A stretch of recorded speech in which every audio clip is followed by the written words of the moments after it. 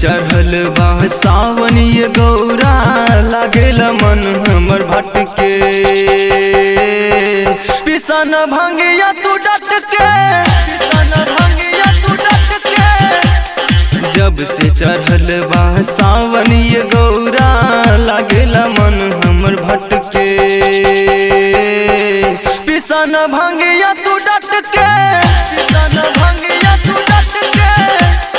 चढ़त सावनवा लागे नहीं मनवा पूरा कद हमरो हटके। पिसन भंगिया तू डट के, पिसन भंगिया तू डट के।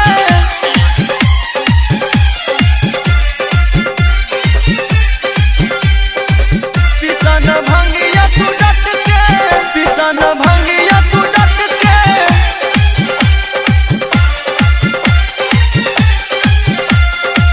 पिसन भंगिया तू डट के, पिसन भंगिया तू डट के। ओ हई सावन में सुन गौरा हो, सब झूमे हमरे पे डट के। देह झूमेला हम कही का तोहरे से गौरा सट के। देखले हम कावर बढ़ जाला पावर ले अब सिलवट झट से। पिसन भंगिया तू डट के, पिसन भंगिया तू डट के।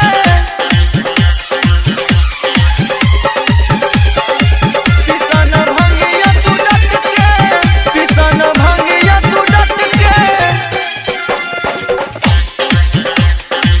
पिसन भंगिया तू डट के।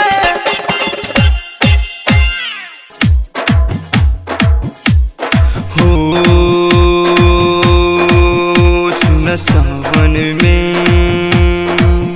मन झूमेला लिया तू भंगिया चट से। भंगिया के बिना रही कहीं से सिलवट पान नजरिया अटके। भंगिया के बिना नखया बदीना पिसन ये गोरा मन चटके। पिसन भंगिया तू झट से, पिसन भंगिया तू डट के।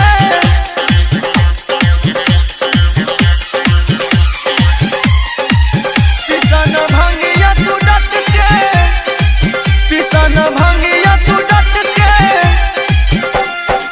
पिसन भंगिया तू डट के, पिसन भंगिया तू डट के।